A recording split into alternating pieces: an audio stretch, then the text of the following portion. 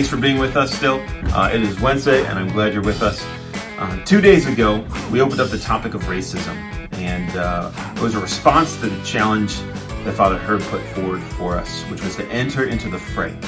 And I left you with a challenge to open up your eyes to the many ways that racism itself may be a part of your life.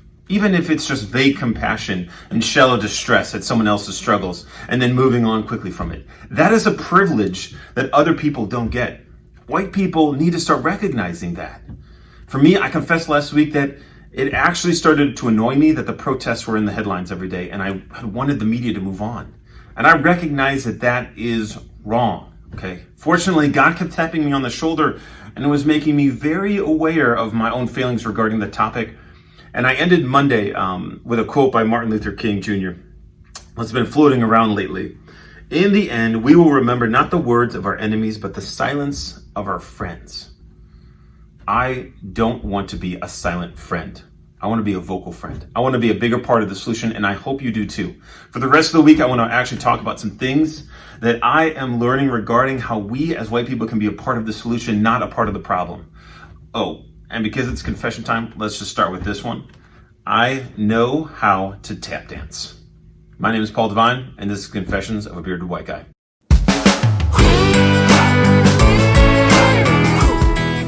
Okay, so thanks for being back with us. I want to take us down to a quick story that is fairly new to me, but really actually happened a century ago. And there was a town in Florida. Some of you guys may recognize the name, the town of Rosewood. And by the year 1923, it was mainly populated by African American families, okay? And in 1923, a young white lady in a nearby town claimed that she was assaulted by a black man, okay?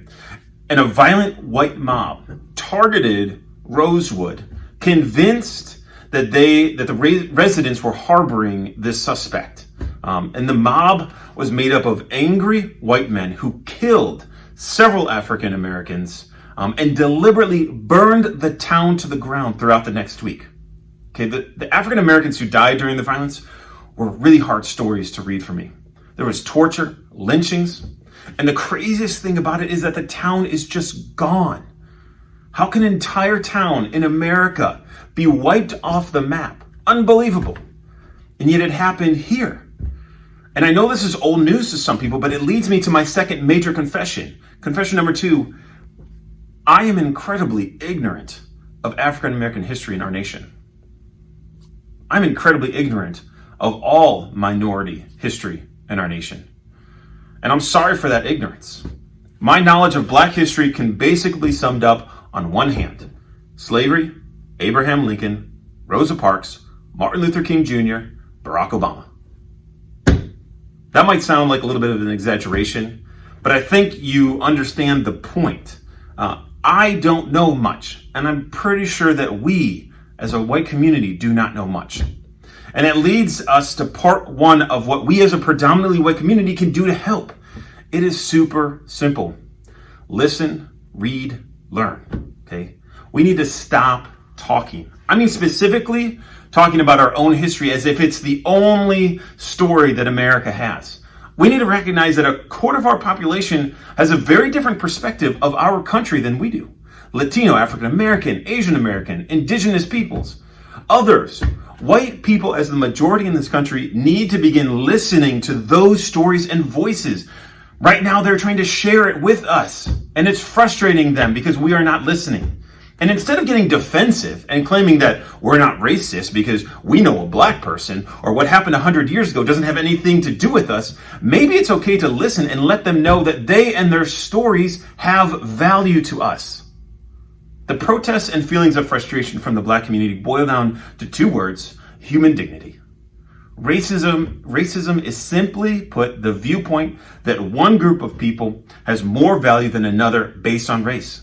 Human dignity is the belief that each individual holds an intrinsic value. Psalm 139 tells us that God formed each of us and knows us intimately. And as a white community, we need to be aware that we don't convey a sense that all people have dignity very well. Simply through our ignorance of their history and perspective, our unwillingness to listen to those stories, and to be a little more diverse, it shows them that they are not worth as much to us. And we have no excuse. The church is calling us to more. From another encyclical by St. John Paul II, Evangelium Vitae, he says, therefore, every threat to human dignity and life must necessarily be felt in the church's very heart. It cannot but affect her at the core of her faith and engage her in her mission of proclaiming the gospel of life in all of the world and to every creature. We have to confront this question.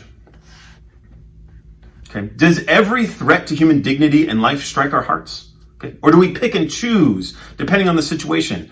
I personally have ignored many injustices in my life, and I'm sad to admit that. So here's my challenge for you today, because we need to start somewhere. Listen, read, learn. Talk to a person of color. That might sound disrespectful, but if we don't interact, we will never see each other as individuals. I'm reminded of a friend of mine who had particular viewpoints on the topic of immigration. He went down to serve at the border in McAllen, Texas with a group from St. John the 23rd. And when he came back, he told me that it is one thing to have opinions about a situation from afar.